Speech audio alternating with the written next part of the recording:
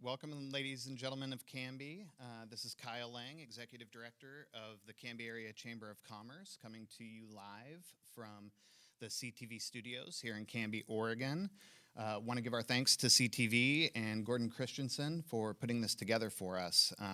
It's really nice to have a local public access channel at our disposal for these types of things, and they're really coming through in our time of need. And so thank you to CTV5. Want to say a couple of words of thanks to start off to Direct Link, our presidential level member, for their ongoing support as always. They've been very busy in the community trying to provide resources to get everybody online, which has multiple effects in terms of work-at-home situations and the equity of schooling and providing every child with access to online schooling as that begins to roll out here within the Canby School District. So thank you to Direct Link. To my 2020 Board of Directors. Their guidance and insight right now is critical to me, and I see it as a huge boon that I have such a great group of talented people to help me out in bringing the chamber forward in through these times. And so we have our president, Terry Giesick from Gustafson Insurance and Frontier Golf Course, Jim Davis from Canby Fire.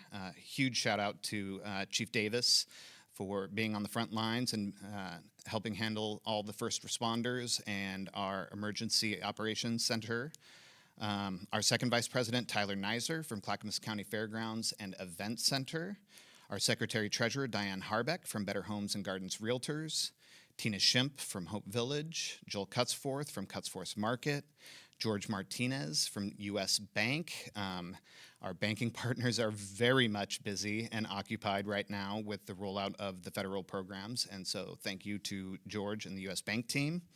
Mallory Gwynn from Gwynn's Coffee House, our favorite gathering place, coming back to us, soon. And so we have the Gwynn family in mind. Mace Peevler from Wilson Construction, and our past president, Carrie Olin from Promotional Strategies. So I just want to give a big thank you to all the people who basically keep Chamber up and running and provide guidance and insight and a good laugh when needed in these times. And so I want to thank them for that. I put together a little bit of kind of a Chamber update to go over some things and provide you with some information.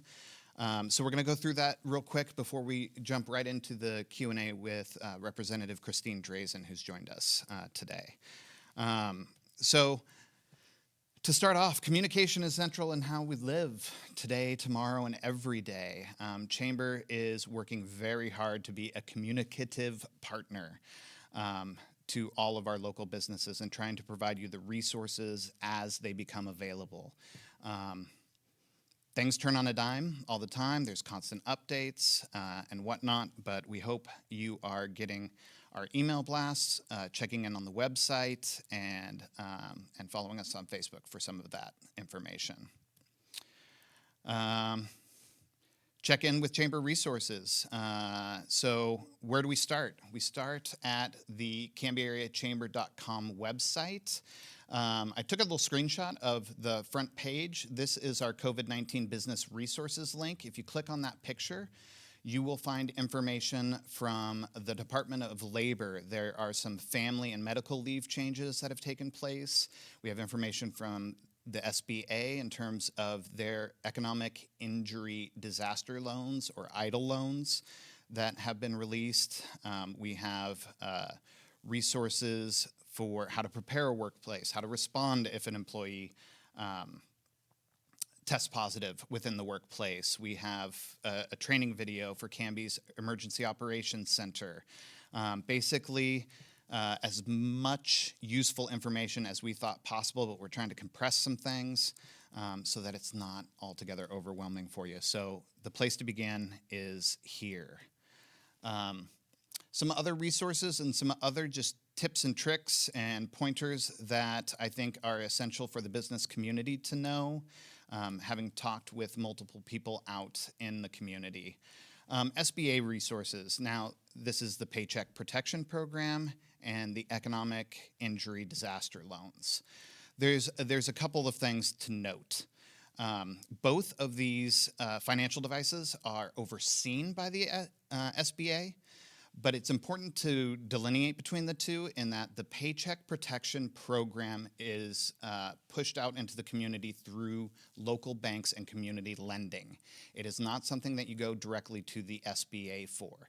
So I would reach out to your community partners if you're looking into the Paycheck Protection Program, to ask them if you're eligible, how to navigate that process. Again, we have the forms on the Chamber website. The economic injury disaster loans, or the EIDL loans, they're a close second in terms of member interest as far as these devices go. This is directly through the SBA. You have to apply through them directly. So that's the distinction between those two programs. I also want to just kind of throw out there that there is an emergency advance portion of the economic injury disaster loan, which is an advance of up to $10,000, and that $10,000 is actually grant money. You do not need to pay it back. It is also a quicker turnaround on receiving that advance money so that you can get that cash infused into your business. And even if you wind up not qualifying for the loan, you are able to retain that grant money. And so that is just an important, when you're filing for that loan, make sure that you're asking for that emergency advance. There's all kinds of financial instruments out there, both on the personal lending and the business lending side from all of our local banking partners. Too many to list here, so please just make sure to contact your local banking partner on that. Additional notes for employers. I just want to throw a couple of quick updates out there. If you are looking at the reality of having to maybe trim hours for current employees, you don't want to lay the employees off, but you have to look at cutting back hours. If you're doing that for 3 or more employees and you're cutting their hours, I believe it's either 20 or 25% or more, please look into WorkSource's WorkShare program. The employment division of WorkSource will cover a portion of that gap in between where they have typically been at and where they find themselves after that hour cut. So that is one resource that you can access, and it's only accessible by the employer. The individual employee cannot come and apply for the WorkShare program. That has to be something that's initiated by the employer with WorkSource. Just a couple of heads up. For employers, there's additional complexity in the Phase 2 legislation that came out of the Fed in terms of family and medical leave. And this is applicable for companies of 500 or fewer employees. And so make sure to contact your HR professionals or your legal consult to make sure that you're in compliance with those new standards. And tax credits and deferrals are also available to small business as a result of some of the legislation that has come out of the federal government. Please check in with your CPA. This includes employee retention tax credits, payroll tax deferrals, etc. I don't pretend to be a CPA, so I'm just going to go ahead and leave it at that in terms of things to keep on your radar. But speaking of taxes, our next event is our Good Morning Canby online event.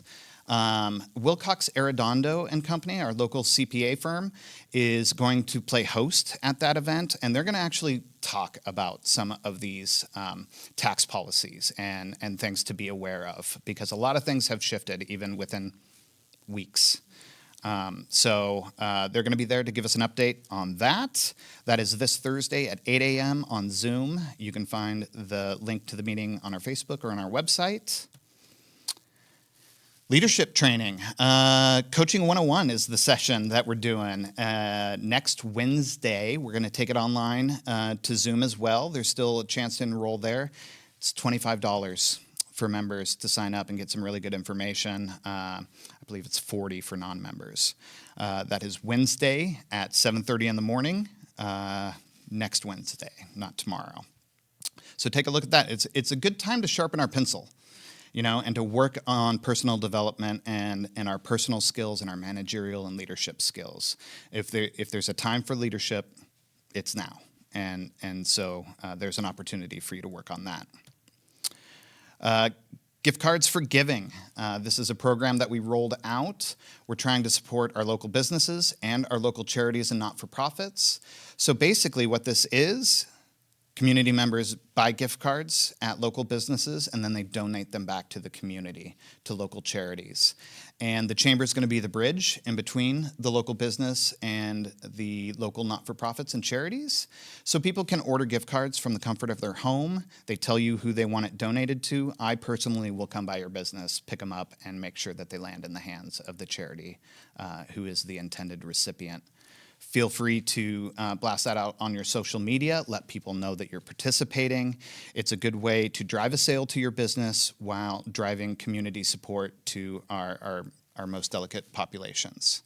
A lot of good, we believe, can be done through a program like this. And lastly, just other things we're doing. We're constantly answering questions for small business owners. We're monitoring legislation and policy from all over the board. We're on calls from the state to the Fed to FEMA to Homeland Security, the Small Business Administration to the U.S. Chamber. I have never, and I'm sure Christine, when she joins us here, will attest, I have never been on as many conference calls as these last couple of weeks have provided us the opportunity.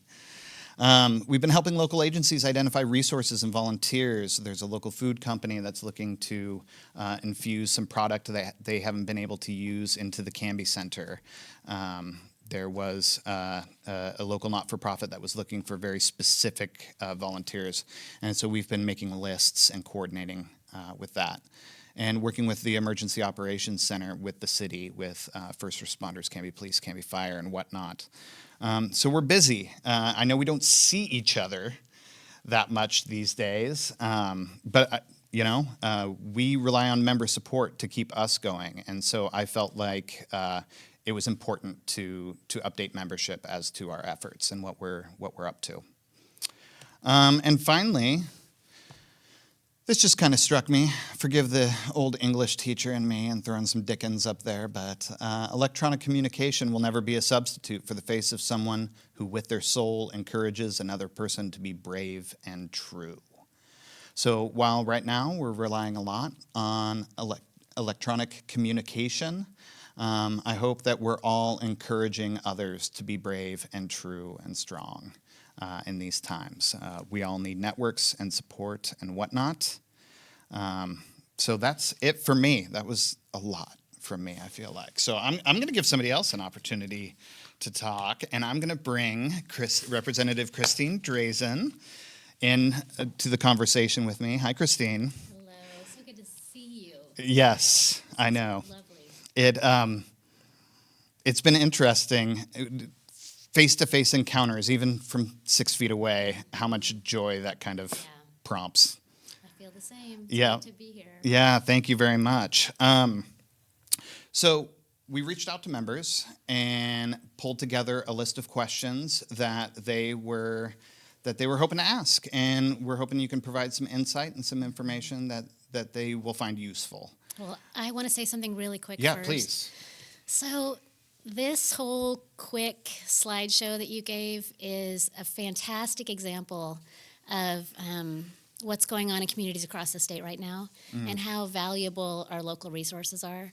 The amount of time and effort that you put in on behalf of your members to make sure everybody has access to this information is extraordinary. And it is really, really valuable. So I just want to put in a plug for the Chamber because thank you. you guys are a lifeline as far as communications go. I mean, all of those groups that you're communicating with, there's just no way that an individual business owner could be on the phone with SBA to clarify the details of the Paycheck Protection Program. Just that level of complexity. And then I'm able to communicate with you, and others are able to really use the Chamber as a hub to reach community members. And so I just appreciate the work that you do on behalf of our community. Thank you. It's actually been, it's a hard time but Yeah.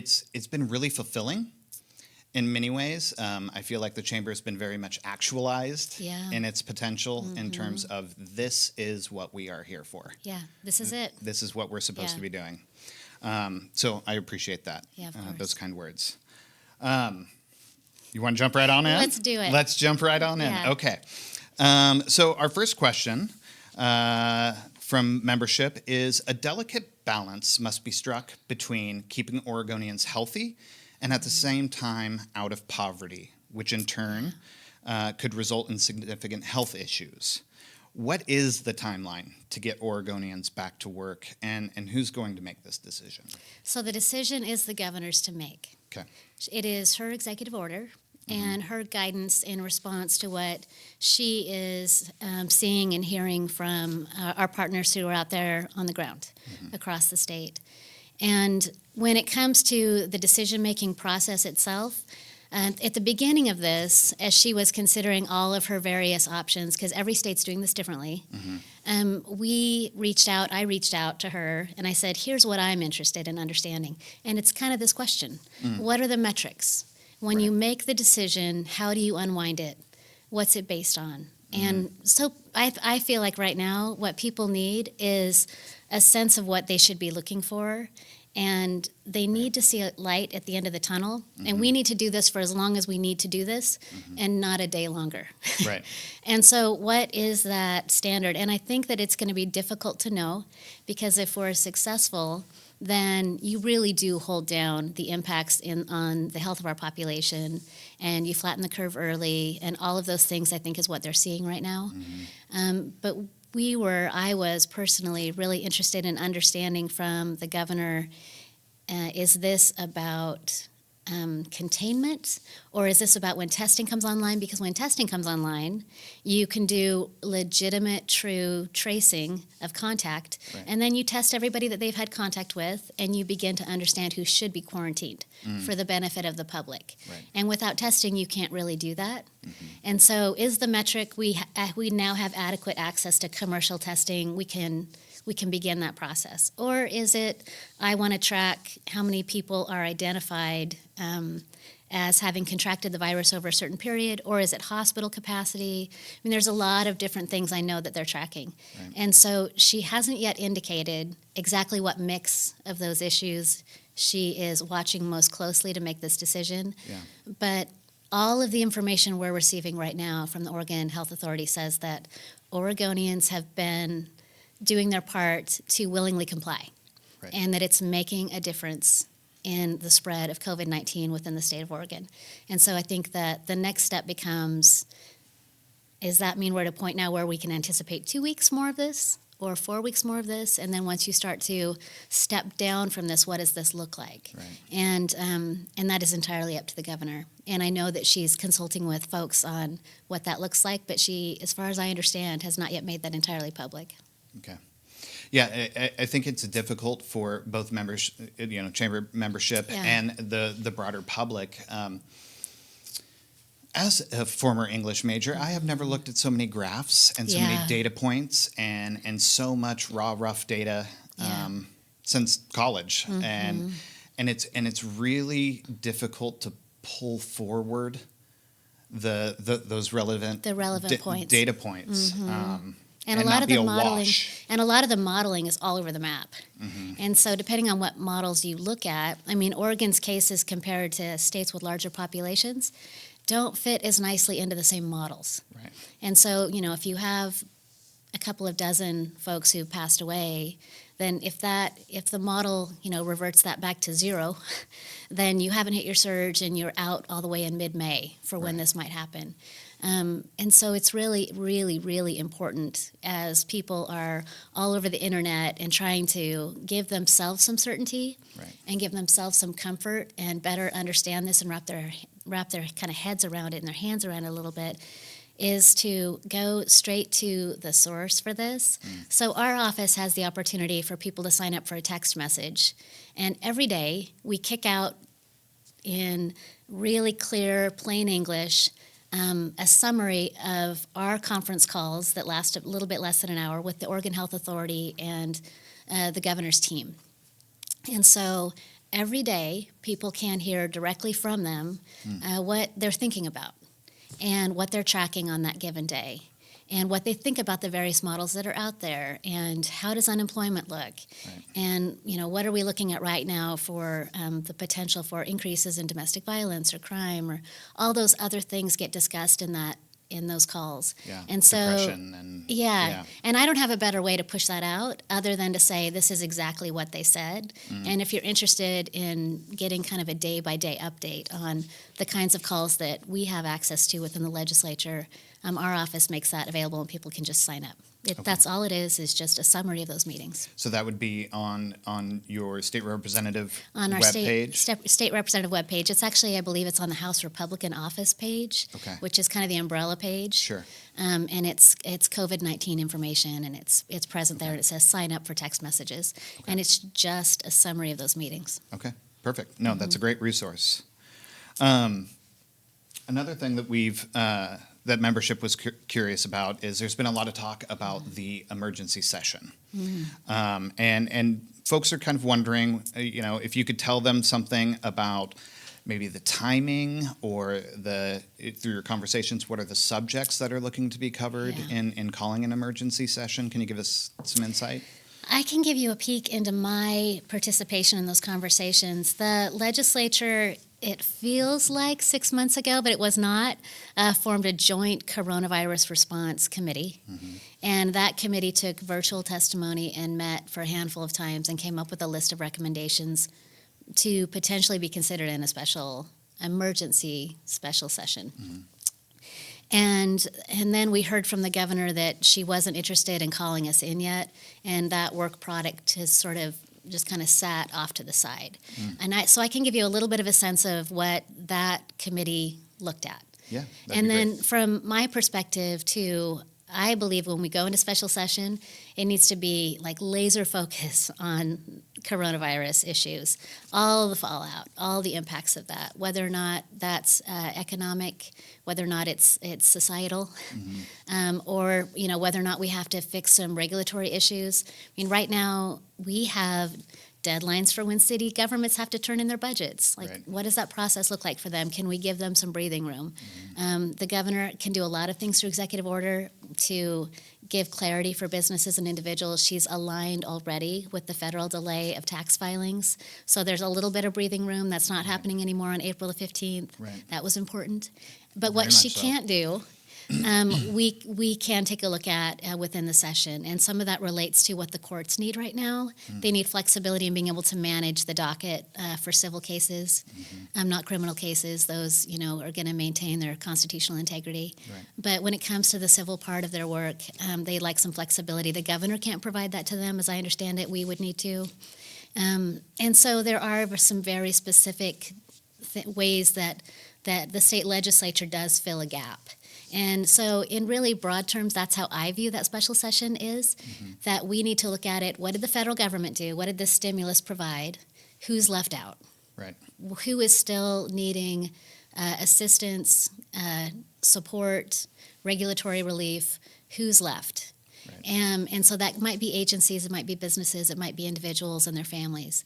And so we've now seen the state act. We need more time to kind of untangle all of the complexities of those programs a little bit, and to determine of the portion that's coming to the state. I believe Oregon's going to receive about $1.6 billion, and some of that will come off the top to go to Portland. It was one of the provisions in there.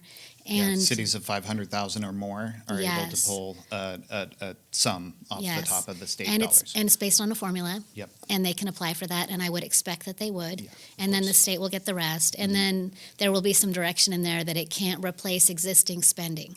And so that is really, really important, which means if we go in immediately and start filling the holes with general fund dollars, and at the state level we have to balance our budget, we cannot operate at a deficit like they can at the federal government, period.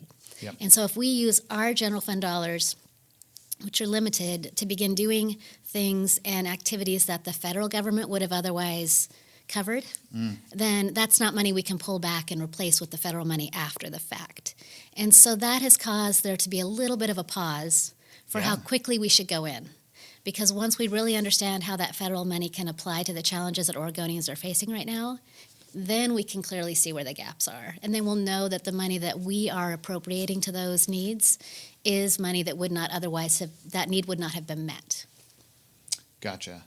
So the pause makes sense in terms of there's no reimbursement There's process to recoup whatever money comes out of state coffers from with those federal dollars.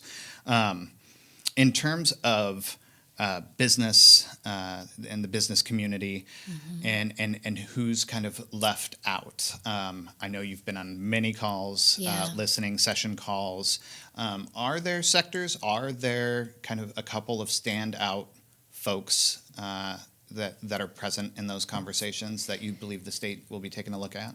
So from a business perspective, I've been advocating all along to make sure that our independent contractors are covered. The gig economy is an important and big part of Oregon's economy right now.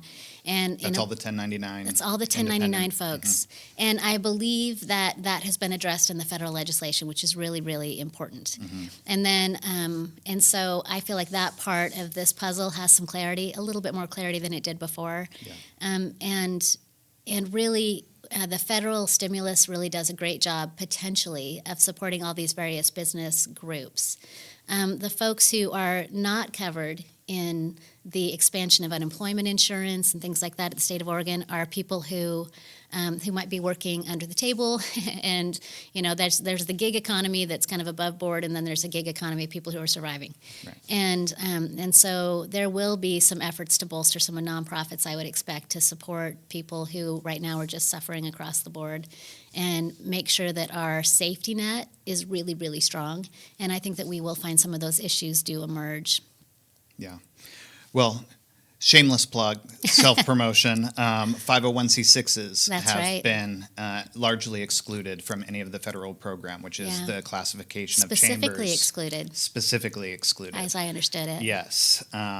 And so chambers across the state are ineligible for any of these dollars. So I'll throw my hat into the ring. No, I appreciate that reminder. Yeah, absolutely. For that specific point. Next one. The last two legislative sessions have included walkouts by the Republicans. This is a two-part question. What can the Democrats do to rebuild a bipartisan working relationship, and what can the Republicans do to help rebuild a bipartisan working relationship? So I really like this question for a whole lot of reasons. One, I think it's really important that I'm accountable to my community for everything I do down in Salem. Just period, full stop. But I also recognize that people might have seen the coverage of that issue and might then kind of apply it across the board. And this question assumes that we're applying this across the board, that Republicans and Democrats can't work together. And that is, thankfully, just not accurate. We have a really productive working relationship with the Democrat supermajority. And the conversations that we have about coronavirus and managing the building and how we're going to operate and potentially change our rules to maybe allow us to come in for a special session and, what do we do about our employees and just on and on and on. Those are just what you'd hope for, professional, respectful relationships that are working collaboratively together towards shared goals. Yeah. I think what you have with That's this... good. It's so nice to hear, right? It's like the counter narrative. It's nice. And it's pretty easy to fall back into this idea that one really hard, tough battle is the day-to-day. Yep. And sometimes it is the day-to-day, but I have to say that I think sometimes people mistake that for this question of partisanship. To me, partisanship is when the people who you have elected to serve you go into their political setting on your behalf and they act small. And they're petty. And they pick fights. And I think that is just completely inappropriate. But the discussion about cap and trade was about one very specific piece of legislation. And that specific piece of legislation, I took a look at that, and in the first long session, I voted against it. And I voted against it because of the structure of it and its constitutional challenges and its impacts on my own community. So I did the math. And I assessed it under that broad kind of process for myself. And I voted against it. And I have said leading up into this upcoming short session that we just had that what I was looking for was the opportunity to have some impact on what actually passed across that floor. And I kept going to my Democrat colleagues saying, these are my concerns. This is how it hurts my community. And I agree with it. I think this is important too.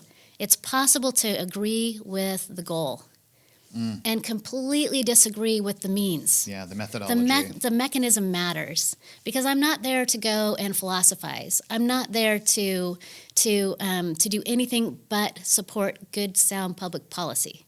And so the details are really what have to drive your final support or opposition to a piece of legislation. It can't be the bumper sticker. Right. We don't live under a bumper sticker. We live under rules and regulations and taxation that is intended to meet a need. And if you agree that there's a need and you agree that there's a goal to be met, you need to do the least harm possible getting there. And that legislation didn't meet any of those standards for me. And so by the time we came into the short session, it was clear that that bill was going to move no matter what. And at that point, they were not following their own rules of the chamber. It was bypassing all of the traditional requirements for professional analysis from nonpartisan offices. It was being fast-tracked in a way that was actually changing how our committee structured worked. And every step of the way, all of a sudden, that bill didn't have to abide by anything any other piece of legislation would ever have to do within that building to be passed, even to make it to the floor. Yeah. That bill raised over $1 billion in taxes, and it wasn't required to start in the House like our Constitution requires. I mean, it was just kind of a piling on of offenses against our standards and our process. And at that point, you say, what do I do in this moment? Like, is it the right thing to do to sit in my seat and just quietly vote no? And it wasn't the right thing for me to do. The right thing for me to do was to call attention to the abuse of power and the way that this legislation, even with its lofty goals, had to live within the same standards of every other piece of legislation that we move through this state. We have a Constitution for a reason. Yeah. And Well, it comes back to the mechanism matters. The mechanism matters. Methodology matters. It absolutely does. And the decision to deny quorum is shocking. And it's extreme. Yeah. And it's hard. It's a hard decision to come to. And so coming to that decision for me was about standing up for my community because there was no longer a fair process that was going to be applied to this. There wasn't a moment where I could legitimately say this legislation gets an up or down vote like every other piece of legislation. It just was not coming to that moment. And so the decision to walk out was a decision to draw the Democrats back to the table and say we need to do better together. And when they didn't want to have a conversation about any changes to that legislation, period, at all, it was like in a lockbox. Then the conversation shifted to this process has been so bad, you need to let Oregonians weigh in. It wasn't let's kill the bill. It was please refer it to voters. Yeah. Let voters decide if this is good enough. It had elevated itself to that point for me to say, I want someone else to look at this. I want voters to have the opportunity to vote on this. Yeah. And when we made the decision that it was time to come back to the building because they had made the decision that they wouldn't refer the measure, and we said the only bill that we wouldn't provide rule suspension on was that bill. Everything else we could move in one day together. Yeah. The budgets, the policies, all this other stuff. You can, when you have agreement among the group that it just needs to move, it moves quite quickly. Yeah. And there was, I think, a moment where there was so much frustration about the process that had led to that. They made the decision to gavel out and end the session prior, early, before the constitutionally required end to this session. And so I made a series of decisions based on process. Yeah. They probably made a series of decisions based on process. But I think it's really, really important to to distinguish between whether or not that was partisanship or whether or not that was a principled decision with reasons. Based on individuals. Yeah, with reasons that you can then say, I can come back to my community and we need to talk about this. Yeah.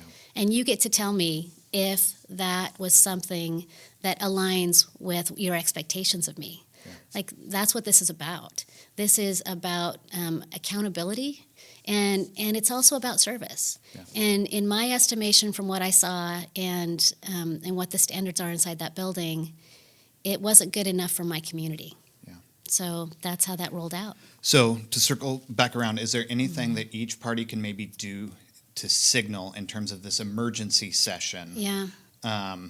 Signal either amongst the parties or outwards to the constituents and to the broader community that could possibly assuage the fears of maybe this emergency session being just as contentious.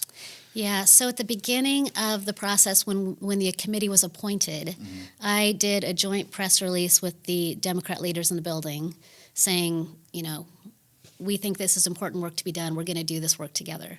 When the committee finished its work, I released a statement with the Democrat leaders saying, this is the work that the committee has done. We think that the legislature can come back in together and respond to coronavirus for the benefit of all Oregonians. Yeah. And so I have really, really been doing my best to communicate that we are a working legislative chamber. Good. And that we want to work together. Yeah. That doesn't negate how hard that battle was over cap and trade. Yeah. But it also, I think in politics, sometimes you can't have a really great memory sometimes. You need to give people a little bit of grace and space. And so the ability to work across the aisle sometimes needs to be, this is a new day, and we have stuff to do together.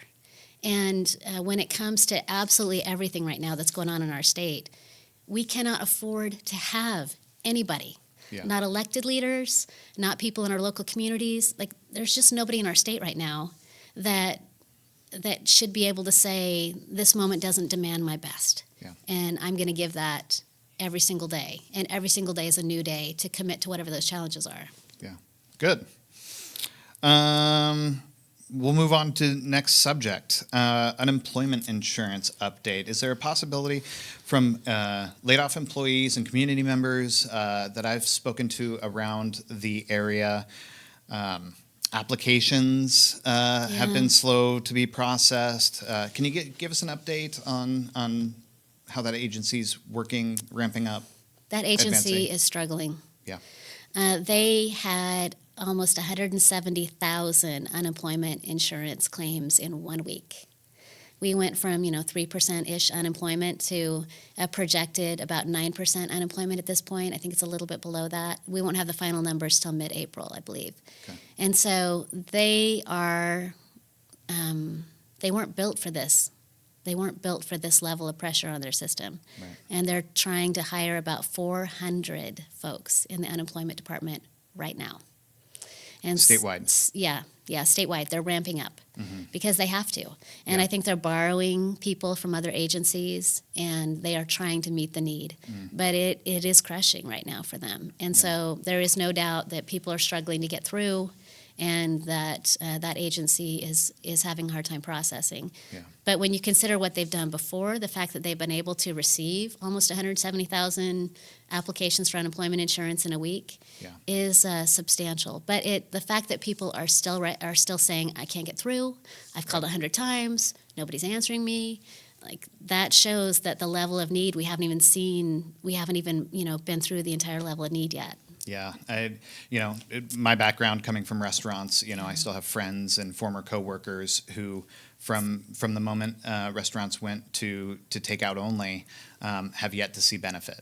Yeah. Oh, wow. And so it's getting to the point where it's really becoming a pinching pain point for probably our most fragile, people who probably don't have a lot in savings.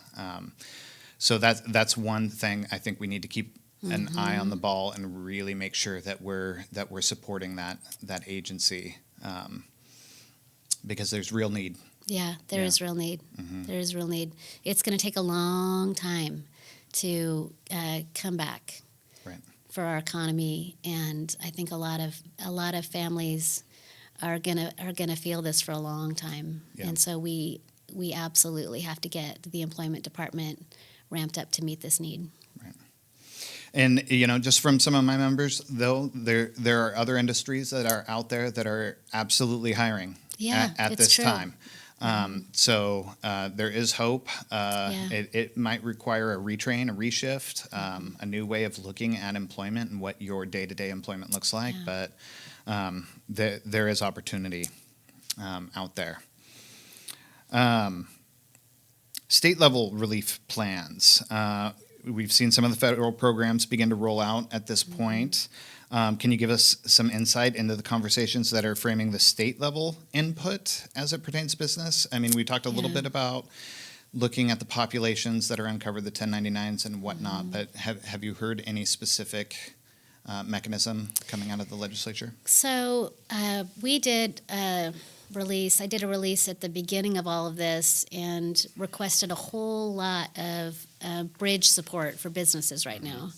And one of the things that as I understand it, made it through the end of the process, of the committee process, was additional grants through Business Oregon. Business Oregon is an entity that has done a lot of grants over the years. They've always focused on traded sector businesses, so they haven't been, kind of your mom and pop retail level folks for the most part. And so this program that we are suggesting would be a slight change for them. For the eligibility purposes. Yeah. But we think it's really important that the state, as we determine who is and isn't eligible for EIDL and how far this paycheck protection program goes, and C6s and other entities that are excluded, we intend to create at a state level an access point for businesses to be able to get additional support. And on the regulatory side, I've been having conversations encouraging the governor to take a pause on agency rulemaking for now and not add to the regulatory burden for folks. There's already a lot that folks are required to do that we're having a hard time meeting the deadlines for, just for renewing your license and whether or not your continuing education is available to you right now. Yeah. And those are all important things, and we have to do that. But we are in a very interesting environment right now, where for the term of the emergency, I hope that we can get some relief from some of that sort of day-to-day regulatory stuff that normally businesses kind of do as a matter of course, but right now are a lot more challenging. Yeah, and I mean that's one conversation that you and I had via text message, was simply an expired ID. Yeah. Anecdotally, it came to me that a resident was denied a new employment opportunity because he hadn't realized that his license was expired, and then access to the DMV, Yeah. he didn't have it. Yep. And so therefore, he's kind of standing there with his hands in his pockets, kind of wondering. Yeah. So some of those I don't think we understand the implications of how important rules and rulemaking is in terms of kind of the broader effects to the community at Yeah. times. And something as simple as whether or not your ID is current to be able to start a new job, suddenly you start to see, okay, so that pushes me from a state agency level to a federal level, because those are requirements for at a federal level. Right. And so then all of a sudden you're talking to your congressman's office and saying, is there any relief here? And you end up having to really follow this labyrinth of bureaucracy and agencies to try to figure out, how do you help one person? Yeah. Because if they have this problem, lots and lots of others probably are facing it too. Right. Yeah, that's kind of why it stood out to me. Yeah. Once I heard the story, I was like, oh, if this is happening to this one individual, Yeah.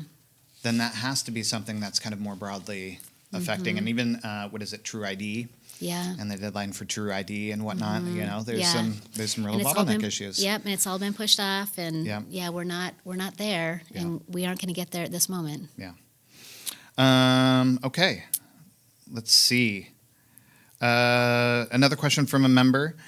Can we get the legislature to consider rolling back or delaying the effective date of some of the 2019-2020 tax increases? We have been asking. frankly, because right now the goal is to keep cash flow going to employees and to keep workers paid. And so we have been requesting that. And so far, we have been told that that's not going to happen and that businesses need to expect to pay their taxes when they are due. We're still having those conversations. Yeah. I mean, we are not yet in session, and I think that you have to continue to make your case. And for us, with the unemployment numbers that we've seen, we know that people are having to shed jobs in huge numbers, and not just the businesses that were closed by executive order, Right. but our economic impacts of all of our small businesses are so massive across our communities in our state that you literally can see that next ripple effect from a single business going down. Right. And even other geographies, other regions of the nation, as they go down, they may be the ones who are tremendously impacted. And then there goes a break in the supply chain that eventually affects a business that might not otherwise have been affected. They can't get parts, they can't get materials, they can't get other necessary goods. So it may not even be something that's happening in our backyard, but the business is adversely affected as a result. Yeah, I was talking to one of our nurserymen, just checking in, and I said, "How's it going? It's sunny outside today. It's beautiful outside today, and I'm sure people are wanting to plant flowers in their yards. Yeah. And if they're home, they're probably weeding right now.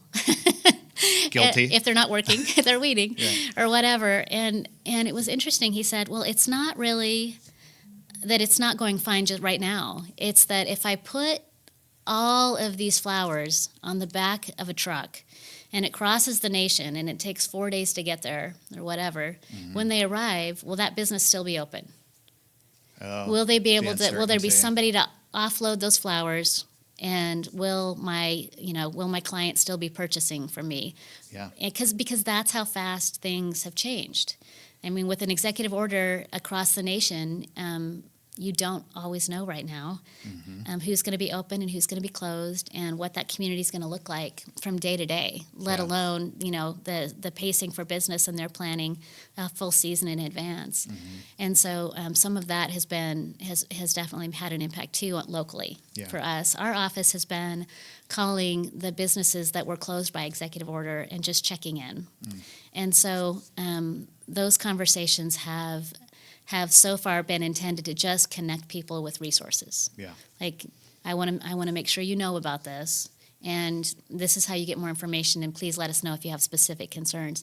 But that, even for our district, House District 39, just the businesses that were closed with the mandatory closures, it's hundreds of businesses. It's not a handful. It's hundreds of businesses to reach out to, and all their employees within those businesses. So it's a pretty big impact right now. Yeah, and that was actually kind of relates to an email I sent you a little while back, just specifically about a local gym who had been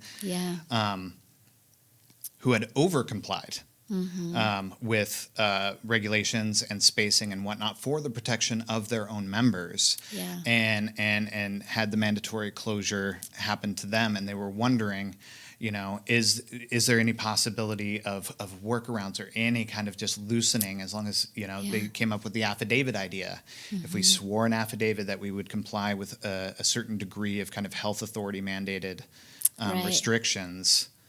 Is there any way, and that everybody's they could get some saying, relief? And I think that outside of the mandatory closures, the guidance to say, if you can practice social distancing and maintain clean services and keep your workers and your customers safe, you can remain open. If you cannot, you need to voluntarily close. Right. The decision to specifically call out specific industries and close them didn't have any flexibility with it. Yeah. And so this idea that people could say, "But I'm different, and I know I can do this, and frankly, I need to do this. Yeah. I need to sustain my business. It's been around for a really long time, and our community members need access to exercise, and they need this For multiple reasons. For lots of reasons. And just seeing you today, just seeing somebody in the flesh." Right. Is really, really important to all of us. It's more important, I think, than we might have realized until this happened. Yeah.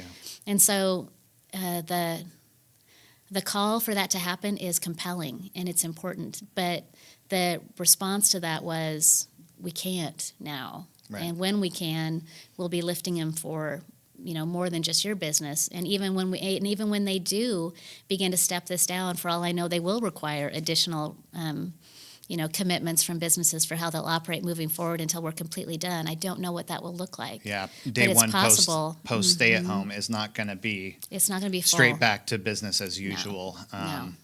And it'll be interesting to kind of see the social repercussions of just how people move Yeah. amongst themselves in groups and in community Yeah. once this happens, and once we're allowed, kind of free access. Will we still shake hands? That first is time we always see my everyone. question. That is totally my question. Are handshakes a thing of the past? Yeah. High fives. Right. Yeah. Interesting. This is an interesting question. How well is the state positioned to handle the November 2020 elections if COVID-19 is still impacting our social interactions? We are complete rock stars when it comes to our elections in the state of Oregon. We really are a model for the nation with our vote by mail system. And in this last full session, we also passed paid postage for people to just throw their ballots in No stamp their necessary. post office box. Yeah, no stamp necessary. Just put it in your mailbox. And from my perspective, a lot of that had to do with taking away. There has been a tradition in other states and recently in Oregon for people to go around to people's homes and pick up their ballots. And I always feel like that's some sort of a weird loss of chain of custody. That's always just not felt like that was the right approach. But there's our traditions that have sustained that in our elections. And I actually think it's the weak link in our elections. And so for me, I was very supportive of this idea that we should have paid postage for ballots, because I think that we should do away with this idea that people should go door to door and pick up your ballots for you, because we have found that they don't always arrive where they're supposed to arrive. Or when they're supposed to arrive. And so I think that between vote by mail and paid postage, that we really are in a good position to get our ballots in. Now, whether or not that means we're in a good position to have a robust conversation within our civic life. Right, campaign and debate. Yeah, so 2 years ago, when I was campaigning for the first time, I was going door to door for hours every day and just introducing myself to people. Yeah. And that was such an important part of preparing to represent this community, was just seeing people face to face and giving them my undivided attention. Right. To say, hi, I'm running to represent you. What do you want? What do you care about right now? Yeah.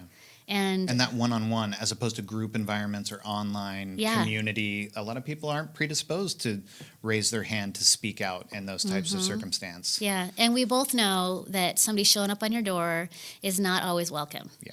Like sometimes that's like, they've got like a dog, they're holding back, and the kid's in the arm, and they're like, "What are you doing here exactly?" It's dinner. Yeah, this isn't a great time. And that, I guess, is the thing that probably people will be thrilled if candidates no longer come knocking on their door. Yeah. But from the perspective of somebody who wants to serve and represent your community, it's an education. Yeah. And it's an education that you don't get with an online comment in response to a post. Right. And that, to your point, you might get in a group setting, but then again, you might not. And so I would be a little bit disappointed if that went away entirely. Yeah. But I would certainly understand it. Like, we are in different times now. Yeah. And we have to recognize that with new health exposures, that we need to begin to change our thinking for how to keep each other safe. Right. Yeah, no, great. In light of the COVID-19 disruptions and its apparent unexpected nature, what steps is Oregon taking to prepare for similar social disruptions, future pandemic, fire, earthquake, et cetera? Is there any kind of change or new way of thinking about emergency response? I hope there is. Oregon has, I think it's every year, basically folks put out a report card on how well each state will do, mostly for their structures. Like, bridges and are infrastructure your type. bridges, are your old brick buildings reinforced or unreinforced? Like, how safe Yeah. are your communities? And Oregon usually gets pretty crummy grades for things like that. Like we're a lot more likely to build a new building than strengthen an old building. It's a lot of money to do that kind of seismic reinforcements and stuff. But I hope that this changes that mindset. And we have the beach, we have the coast areas, and some of those communities, 2-lane highways will not clear out our coastal communities in a timely fashion to keep people safe. It won't even after 4th of July. It won't. Yes, I know. A long sunny weekend, and you're wishing that you had never made the decision to visit the coast. Yeah. And so we know we're in trouble in a lot of those ways. But that's deep thinking, long-term thinking, and deep investments. And in this moment, people are trying to keep food on the table. Right. And so we have to think that way, and I hope that this changes some of that thinking, but that has not historically been Oregon's strong suit. Yeah. Maybe juggled the priority list and seen it rise, Yeah. but not necessarily something that's going to be total top of mind in future legislative priority. Well, I hope that we take advantage of the need that we all clearly see right now. Yeah. To say, okay, this has come home to roost. I recognize that that an emergency requires more of us. Where are our gaps? And I hope that we do that in the next long session, that we have a robust conversation about emergency preparedness. And I feel like families are right now. Like, I mean, we didn't ever get a formal shelter-in-place order. Right. I don't think we will. But the virus will look different than a natural disaster will look. And I think this is absolutely a wake-up call for each of us. Yeah. All right. Final question before we sign off for the day. I think we're doing, we're right up on time. Last question. Any idea what the PERS shortfall is after the most recent market uncertainty? So this question I actually consulted the experts on. Excellent. Yeah, because I haven't been following along. More data. More data. All right. So Treasurer Reed put out a recent message on this issue, and his basic rundown on this stuff is that we don't yet know, and not only that, but the take from how PERS plays out in our local budgets and our communities, we won't see the current impacts for our fund won't hit our employers until 2021. And so the PERS board adjusts rates about a year out. And so we won't really see the impacts locally if the fund takes a nosedive. And it's hard to imagine, even though they're diversified and he's saying really important things about how defensive he is with some of these funds and how careful he is. And he's reduced the fund's operating expenses. I mean, he has done a lot of things to manage this fund carefully, it looks like. But the stock market's in a different place right now. The market's the market. It's the market, and our retirement benefits for state employees, public employees, are exposed to that market. And then the next step to that is, and our public employers are exposed to make up the difference. Yep. It's an obligation that they have, which means as taxpayers, that's an obligation we have. Right. And so it comes full circle pretty quickly. And I think that we can anticipate it will be a difficult conversation about the PERS fund moving forward for a while. Yeah. Okay. Well, thank you for that update. Yeah. As vague as it was. Yeah. That was a big one. I mean, that's crystal ball stuff. Knowing when we don't know. Yeah. Is also can be a strength in terms of just we don't know right now. But it's going to be a tough conversation, I think. Yeah. To an already tough conversation, I think, in many ways. So I want to thank you very much for being here and joining us and speaking to membership and giving us an update and making yourself available. It's always good to be here. Yeah. Yeah, face-to-face even. Yeah. But 6 feet away. You can see from the table. We're very far away. So we're in compliance. So thank you very much. Thank you, chamber members, for joining us.